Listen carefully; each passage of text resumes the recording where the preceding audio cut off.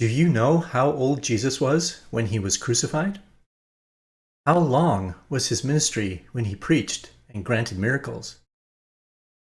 If you've gone to church and Sunday school for any length of time, you've very likely heard answers to these questions, and often stated with great certainty. Messiah Jesus was 30 years old when he was baptized at the start of his ministry. He was crucified 3.5 years later when he was 33 years old.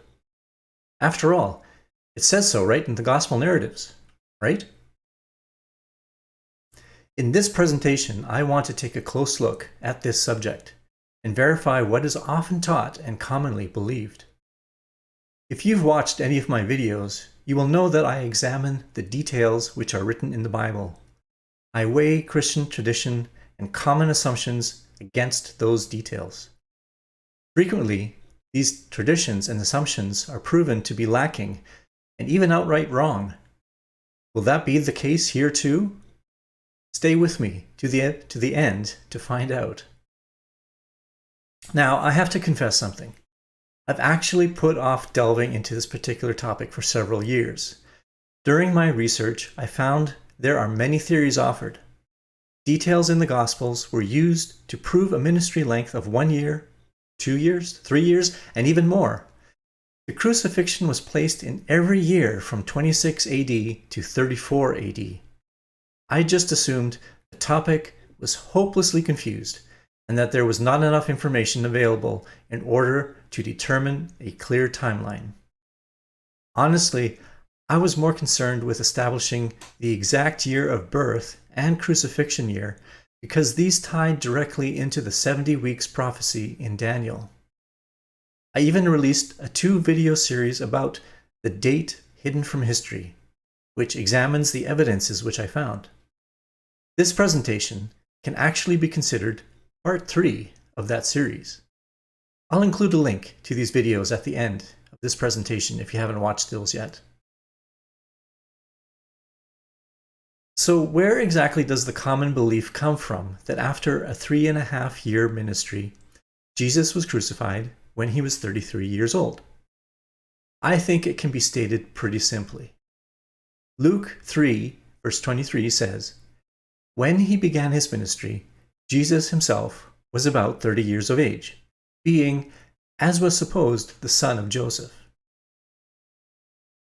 It's common knowledge that BC stands for before Christ, that is, before the year of Christ's birth, and AD is short for in the year of our Lord. Since the Gospels indicate that the crucifixion occurred on the day before a Sabbath, that is, a Saturday, scholars use the current Jewish calendar to find a year where Passover, that is Nisan 14, occurred on a Friday. The year must be after 30 AD, that is, after he was 30 years old, since it's assumed that Jesus was born in 1 BC. There is no year 0. So they find the date April 3rd, 33 AD as the Friday that saw the crucifixion of Messiah Jesus. There are several other verses with date markers which are used to anchor this. Verses include Luke 3, verses 1 and 2, Luke 2, 1 and 2, and John 2, 20. We'll examine these in detail as we go forward. So based on this text translated into English and the assumption from our church calendar, the facts seem pretty clear. As just mentioned, there is additional historical information found in the Gospels. Let's start examining this. In Luke's Gospel, he begins his narrative with the ministry of John the Baptizer. He sets the time frame in Luke 3, verses 1 and 2. Now, in the 15th year of the reign of Tiberius Caesar, when Pontius Pilate was governor of Judea, and Herod the Tetrarch of Galilee, and his brother Philip was Tetrarch of the region of Iturea and Trachonitis, and Lysanias was Tetrarch of Abila, during the high priesthood of Annas and Caiaphas, the word of God came to John, the son of Zechariah, in the wilderness. Here, Luke is anchoring his narrative based on the reigns of the rulers during that time. He had investigated all the factual information as he states in Luke 1, verse 3. It seemed fitting for me as well, having investigated everything carefully from the beginning, to write it out for you in orderly sequence.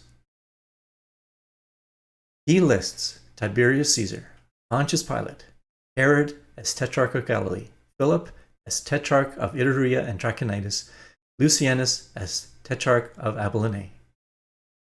He begins with Tiberius Caesar's 15th year. This is the marker where John the Baptizer began his ministry. Historically, in 14 AD, on August 19th, Augustus died. Tiberius, now supreme, played politics with the Senate and did not allow it to name him emperor for almost a month.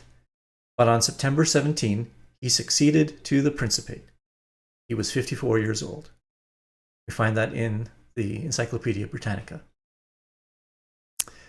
Now, add 14 complete years to 14 AD, and his 15th year began in September 28 AD. Next in the list is Pontius Pilate. He acted as governor of Judea between 26 and 36 AD. Herod Antipas was Tetrarch of Galilee. He was born in 21 BC and died in exile after 39 AD. Philip was Tetrarch of Iturea and Trachonitis, areas east of Galilee. Philip was born in 20 BC and died in 34 AD. The last tetrarch listed is Lysanias, Tetrarch of Abila. He ruled in an area 12 to 20 miles northwest of Damascus. This ruler is a bit more difficult to verify historically. However, there has been an inscription discovered at an ancient temple in Abila, which names Lysanias the Tetrarch. On behalf of the salvation of the Lords Imperial and their whole household, by Nymphaeus, freedman of Lysanias the Tetrarch.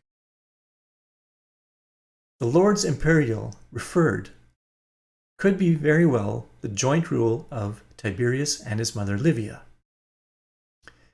Historical records indicate that, in his will, Augustus gave the bulk of his estate to Livia and Tiberius. He also adopted Livia. She therefore became Augusta. Afterwards, Tiberius would tire of his meddling mother. In addition, there are historical records which indicate that Livia was very active in the Tetrarchy Abila area which Luke mentions. Although Tiberius tried to get rid of his mother's influence on him, he was unsuccessful in doing so. Livia also used her influence over her son for the benefit of her friends.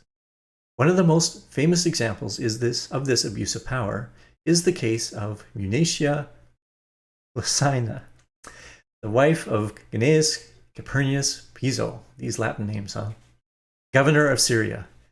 The couple was tried for the murder of Germanicus, but Plancina was acquitted, thanks to the pressure placed on Tiberius by Livia. In 29 AD, Livia fell ill again and died. Therefore, the inscription indicates a time period between 14 AD and 29 AD, which confirms the Tetrarchy of Lysanias during this time. All the rulers in Luke's list are verified as active during the same period of time, and the time specifically indicated is the last quarter of 28 AD. This is when Luke tells us that John the Baptizer began his ministry.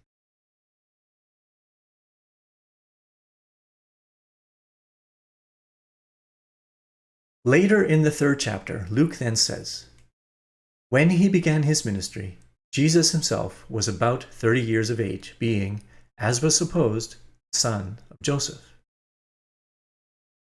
Most modern English translations read similarly, but let's read the King James Version.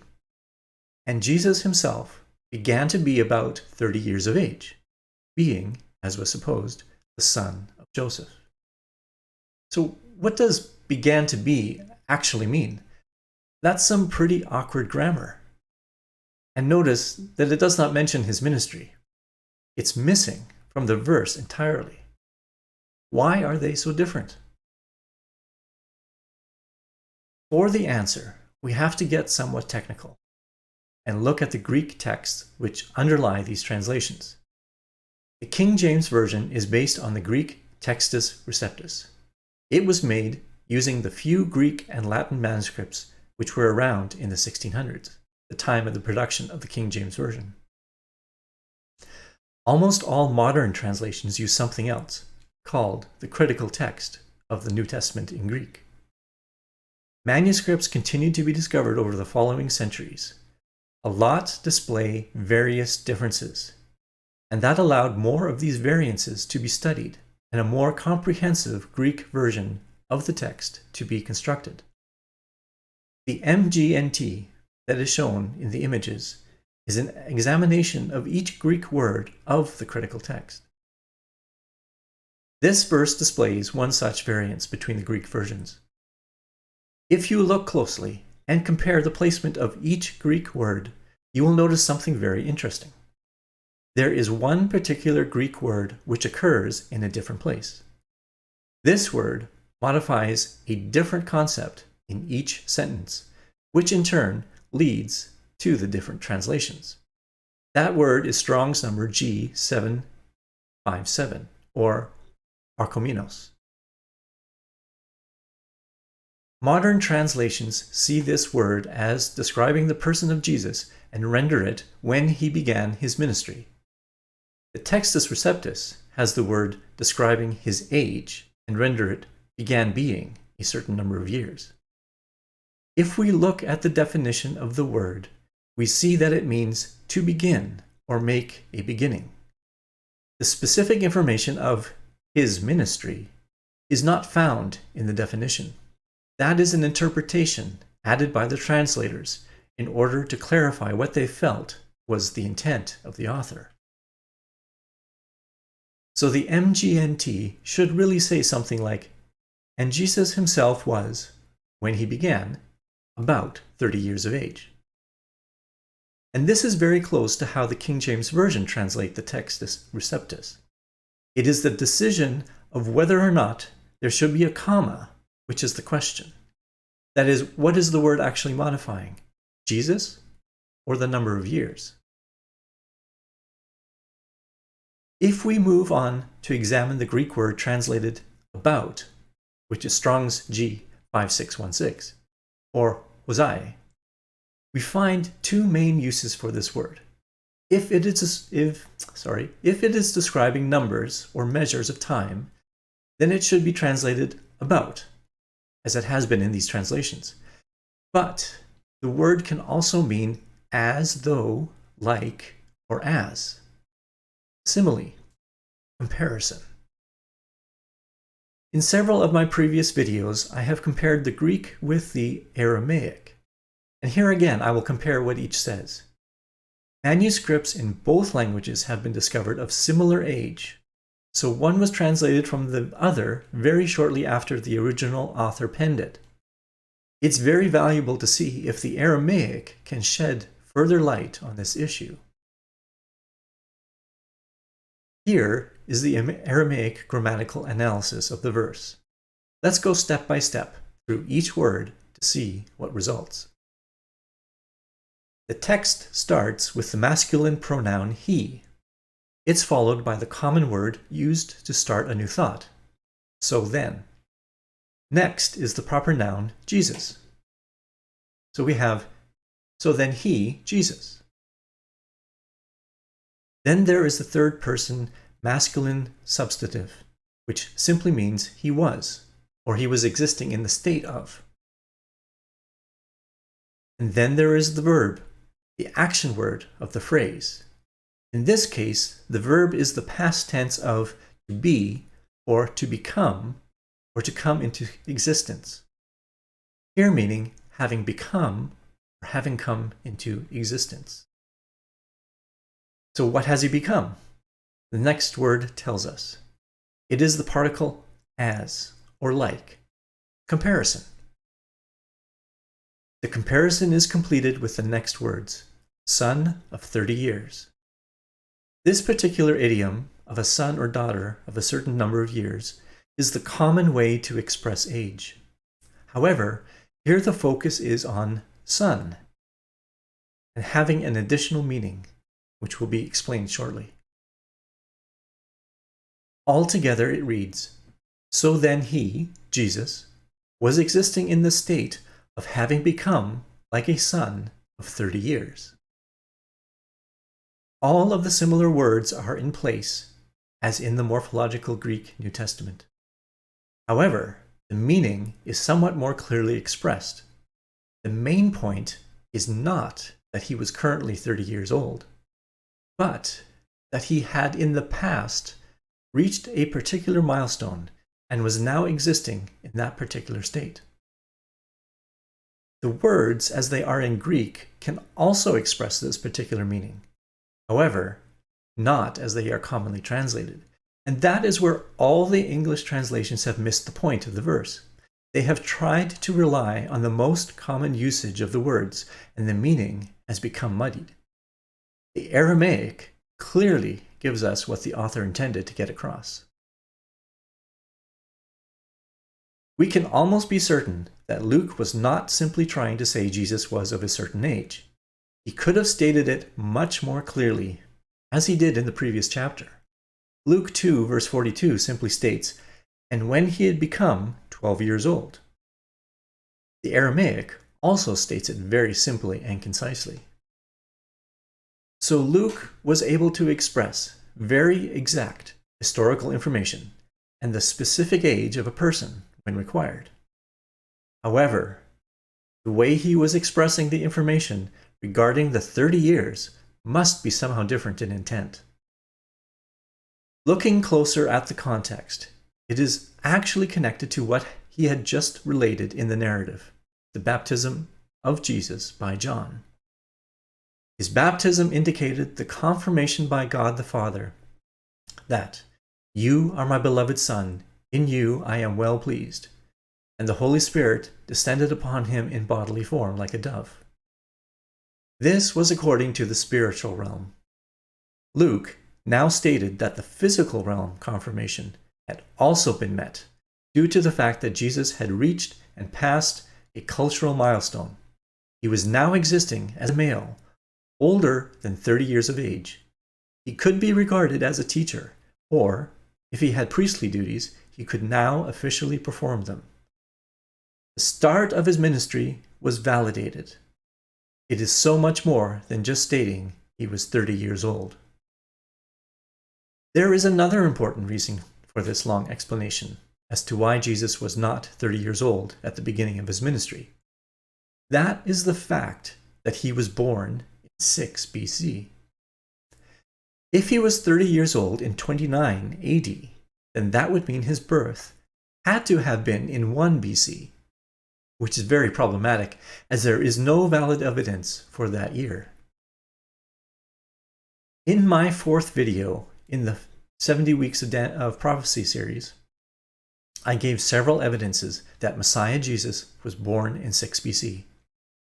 One of the main ones is that the second period of weeks, that is 7 multiplied by 62 weeks, or 434 years, point to exactly 6 BC as the year of the coming of Messiah. Another evidence is from a book written about 1000 AD, which describes calendars and traditions of many cultures in the Middle East. In Vestiges of the Past by Al-Biruni, he states, further, Jews and Christians unanimously suppose that the birth of Jesus, the son of Mary, took place Anno Alexandri 304. He is referencing Seleucid era dating, which began 311 to 310 BC. That converts to the year of 6 BC. People living in 1000 AD still knew the exact year of the birth of Jesus. But this information got lost over the ensuing centuries until our modern era. That means his birth in 6 BC to the start of his ministry in the spring of 29 AD would make Jesus 34 years old, assuming his birth was in the autumn, not 30 years old, as is commonly believed. This is why a proper understanding of Luke 3, verse 23 is so important.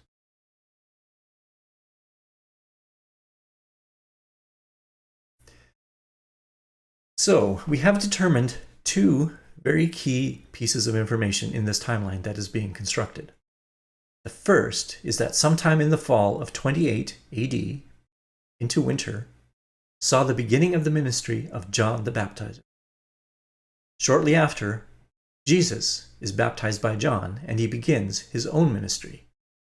He has been confirmed in the spiritual realm and in the earthly realm, and he met all the requirements going forward. He has reached and passed 30 years old, but that does not mean he was actually 30 years old at the time. The common understanding of Luke 3:23 misses the very important meaning of the text. Next on the list to investigate are the narratives themselves. Jewish cultural life revolved around the important feasts and fasts during the year. They occurred in the same day of the month every year. Therefore, if one can determine the religious festival described in the narrative, one can determine the time of year when events occurred. As you read through Matthew's narrative, there are no obvious feasts that occur until the very last week before the crucifixion. There, the Passover is described, which always takes place in the spring. Mark is similar in that only the final Passover is described in his narrative. In Luke, again, only the final Passover is described. However, John's Gospel is different. John includes multiple religious festivals throughout the narrative. These can be used to construct a timeline of Jesus' ministry. As we've seen, the ministry of John the Baptizer begins after September of 28 AD, the start of the 15th year of Tiberius Caesar. We can narrow it down even further because in John 2, verse 13, early in his ministry, Jesus goes to Jerusalem to attend the Passover, which always occurred after the spring equinox. So the time period must be late in the year of 28 AD or early 29 AD. John's Gospel introduces Jesus in chapter 1, verse 29. He comes to visit John the Baptizer. Then in verse 32, there is an interesting phrase which most people don't stop to consider. And John bore witness, saying, I have beheld the Spirit descending as a dove out of heaven, and he abided on him. Notice, this is stated in the past tense. John is describing an event which happened previously when Jesus visited him and was baptized. This solves a very common question when comparing John with the other gospel narratives. In the other gospels, immediately after the baptism, Jesus leaves to go into the wilderness for 40 days. In John, immediately after his visit, Jesus begins to call his disciples. People often point to this as an apparent conflict. However, there is none, since John is talking about a previous visit of Jesus.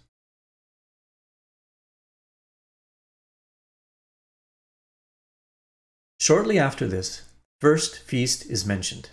Jesus attends the Passover in Jerusalem. This would have been in April 29 AD. After Jesus drives out the money gougers from the temple, some challenge his authority. John 2, verse 18 to 21. The Jews then said to him, What sign do you show us as your authority for doing these things? Jesus answered them, Destroy this sanctuary, and in 3 days I will raise it up. The Jews then said, It took 46 years to build this sanctuary, and will you raise it up in 3 days? But he was speaking about the sanctuary of his body. Here is another time marker to investigate. The temple had been in construction for 46 years at that point. When did the renovations begin? Herod the Great began to rule in 37 BC. During the 18th year of his reign, he announced the massive building project to renovate the temple. Josephus records, "And now Herod, in the 18th year of his reign, and after the acts already mentioned, undertook a very great work, that is, to build of himself the temple of God, and make it larger in compass, and to raise it to a most magnificent altitude, as esteeming it to be the most glorious of his actions."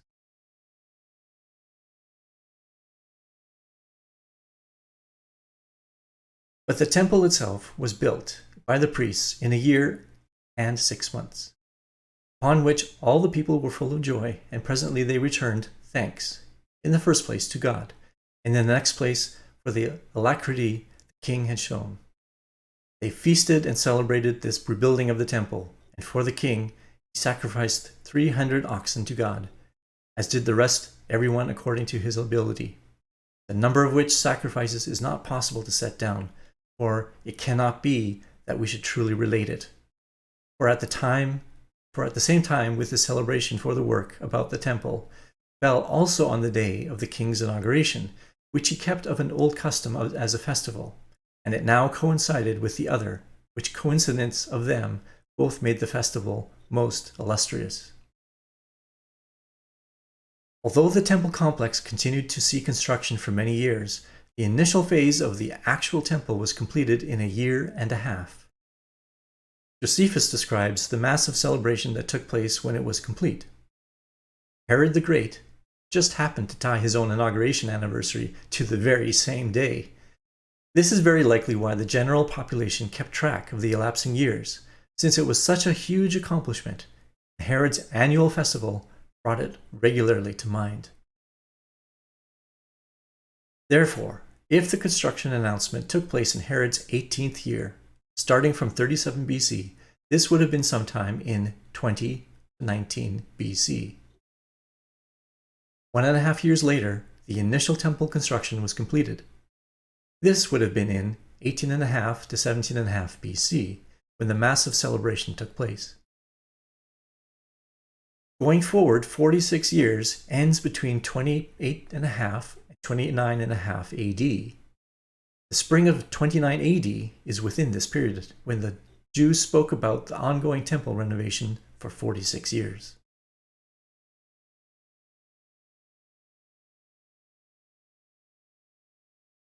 The next feast in John is mentioned in John 5, verse 1. After these things there was a feast of the Jews, and Jesus went up to Jerusalem. The Feast of Booths occurs in the autumn group of feasts, and all males were required to attend in Jerusalem. This would have been in September-October 29 AD. John 6, verse 4 describes the feeding of the 5,000 at the Sea of Galilee. Now, Passover, the feast of the Jews, was near. This took place in early April of 30 AD. Later that same year, John 7, verse 2 states that, "Now the feast of the Jews, the Feast of Booths, was near." This was in September or October 30 AD. A few months later, at that time the feast of the dedication took place in Jerusalem. It was winter, and Jesus was walking in the temple in the Portico of Solomon. This took place in December of 30 AD. Then, starting in John 11, the final events before the crucifixion in Jerusalem begin. Now, the Passover of the Jews was near, and many went up to Jerusalem from the region before the Passover to purify themselves. This places his final Passover in April of 31 AD. All right, let's come up for some air and discuss what all this means. I started this investigation with the thought that there does not exist enough information in the Gospels to accurately date the events. After all, expert scholars have wildly different opinions about the same information.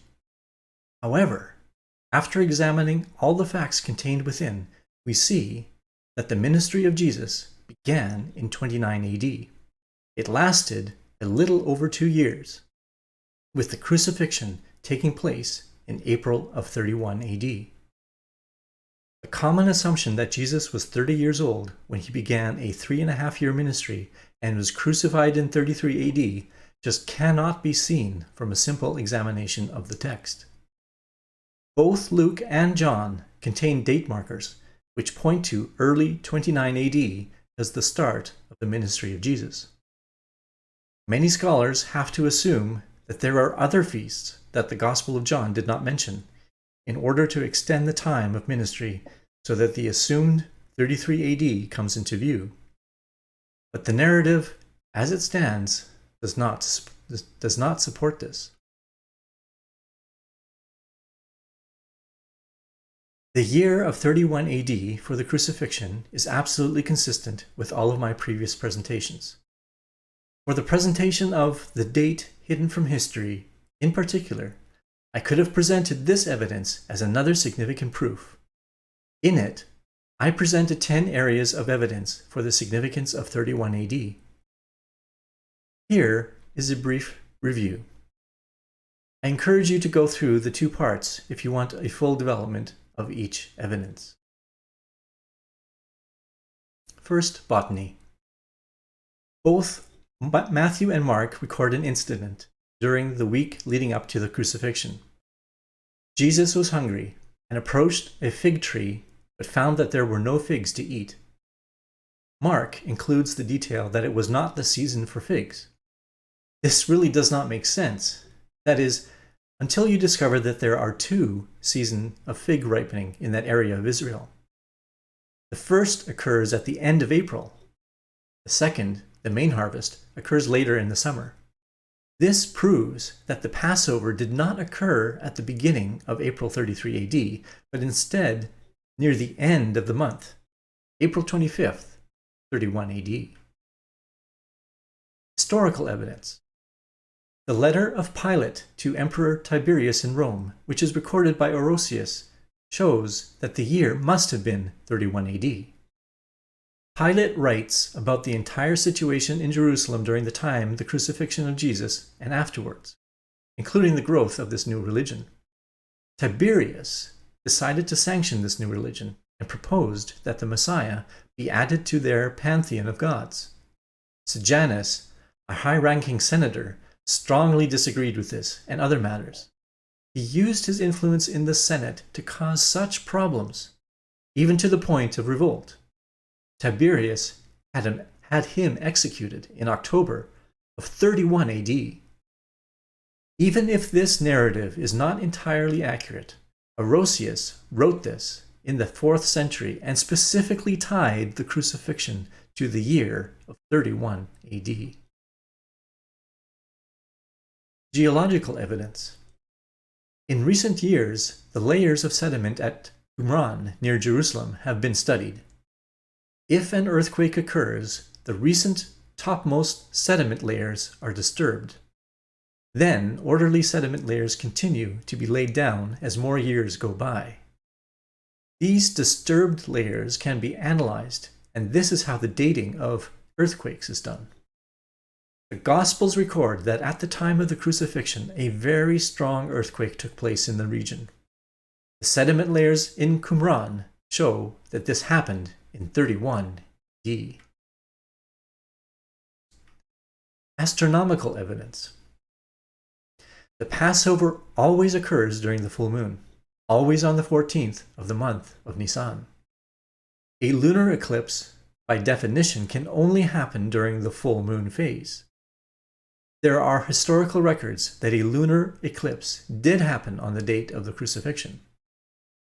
Some use the eclipse records calculated in NASA and point to the lunar eclipse which happened on April 3rd, 33 AD. However, when you examine more closely, that eclipse happened during the daylight hours, when it could not have been very visible. And it was also centered around Australia, which again made it very less noticeable for the population of the Middle East. However, on April 25th, 31 AD, there was also a lunar eclipse. It happened during the evening, after dark, and it was centered around the Middle East. This would have been quite visible for the population and would have caused quite a stir, especially after the period of darkness earlier in the afternoon and the major earthquake that happened during that time. Textual evidence. The Jewish Mishnah contains the temple rules for when sacrifices should be performed during each day. The time of the sacrifice varied depending on the day of the week. The daily sacrifice was always at the same time. However, if the day before Passover, that is, the day of preparation, was on a Friday, then the time should be 1 hour previous. If the day of preparation was any other day, then the time is 1 hour previous to that. These very specific instructions for the proper time of day. Matthew's Gospel records the exact time that Jesus died on the day of preparation, around the 9th hour. If this was on Wednesday, April 25th, 31 AD, then this matches the time of the temple sacrifice specified in the Mishnah exactly. The Creation Week evidence. As I mentioned at the start of this presentation, there is a very common understanding that the day of the crucifixion was a Friday. After all, this is the purpose of the church holiday of Good Friday. The narratives state that the next day was a Sabbath, and it is common knowledge that the Jewish Sabbath takes place on Saturday. What is not very common knowledge, however, is that Jewish feasts include special Sabbaths, which are not tied to Saturday. The day of preparation is so named because the next day is one such special Sabbath, the Feast of Unleavened Bread. This Sabbath could occur on any day of the week, which frees the assumed restriction that the crucifixion must have happened on a Friday. If we examine the creation week in Genesis and map out what happened on each day, a very significant pattern becomes evident. Light was created first, and the cycle of light and dark began, not tied to the sun. Then later in the week, on Wednesday, the sun, moon, and stars were created. The first day of the Jewish month is tied to the first visible sign, the crescent moon, after the new moon phase. Therefore, the very first day of the first month of that new year began on a Thursday. Passover always occurs 14 days later, in the first month of the year. In that first creation month, the day of the Passover would have been on a Wednesday, the middle of the week. The first day of the Jewish year in 31 AD also occurred on a Thursday. 14 days later, the 14th of Nisan, was the Wednesday, April 25th. This is a very intriguing similarity and month pattern.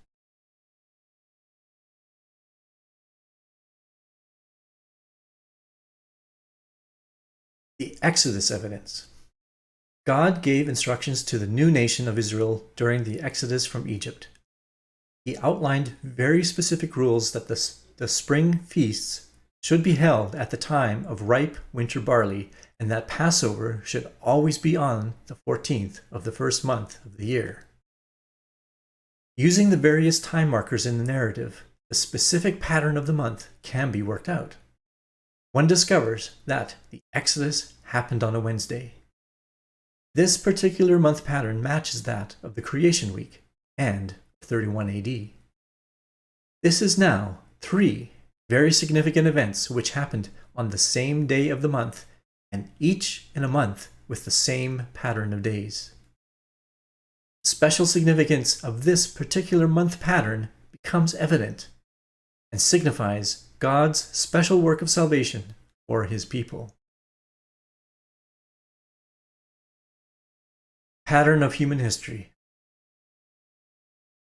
We have to recognize that Wednesday, or the middle of the week, is very significant. This is also evident in the assumed Great Week of human history. which is a period of 7,000 years, starting with the creation. Each day is a period of 1,000 years.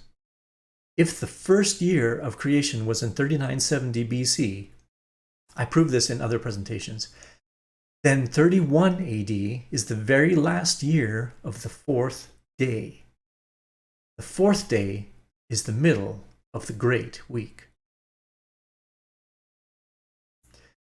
The sabbatical year evidence.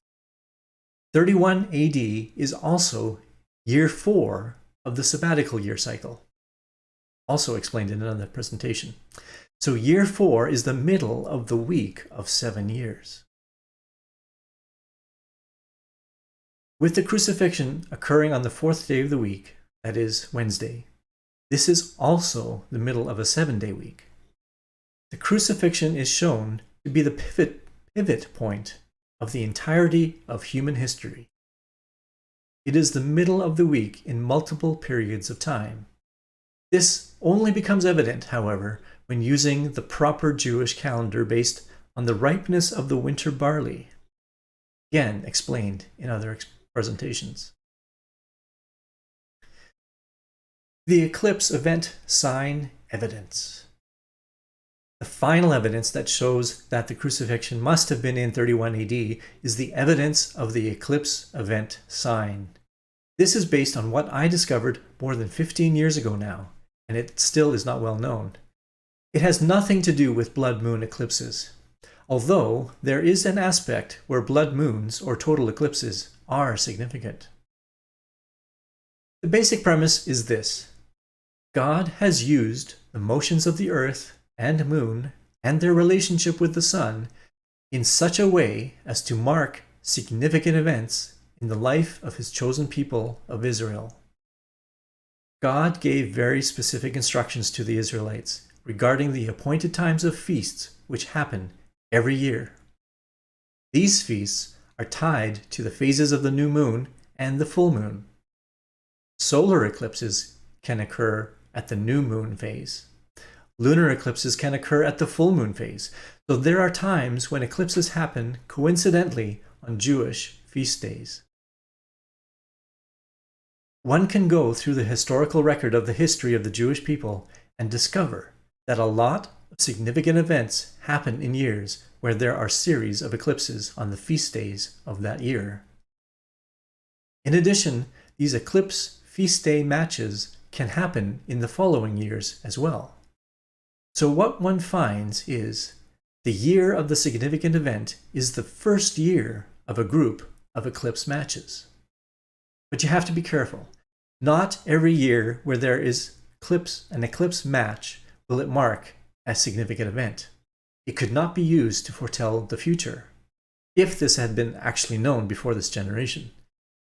In addition, it seems that the total number of eclipses in the group relates to how significant the event is historically. And it seems that groups of mostly solar eclipses signify those events which were especially difficult in the life of people. If this all sounds preposterous, I agree with you. It took a long while before I accepted that this was a valid phenomenon. I checked and rechecked and quadruple checked all my calculations with the record of eclipses determined by NASA. I invite you to do the same. In my presentation of The Date Hidden from History, I give much more information. But for my exact method and calculations, you'll have to refer to my book, where I lay everything out in detail with all the sources given. It's truly amazing, and I stand in awe when I consider the evidence. But there are 4 eclipse event signs which I want to point out in particular. The first is the series of eclipse matches which began in the year 6 BC. This would signify the birth of the Jewish Messiah in Israel that year. It's the only group of eclipse matches during that particular decade. So, the birth of Jesus must have been during that year. The second is the group of matches that began in 31 AD and that ran through to 33 AD. This shows that it was indeed 31 AD as the year of significance and not 33 AD. Only the first year of the group of eclipses contains the significant event that God is marking. That is the year 31 AD as the year of the Messiah's crucifixion and resurrection. The final two eclipse event matches are directly tied to this presentation and the reason why I made it in the first place. All of the various evidences that we have examined do satisfy our curiosity and settle our minds about the apparent contradictions that people have raised throughout the years. The Gospels present information which can be verified, and this leads to a consistent timeline which fits in with the rest of the historical record. It helps confirm the fact that Messiah Jesus came to this world, lived his life, was crucified, and was raised to life, just as he said, and just as was predicted through the prophets of the Old Testament.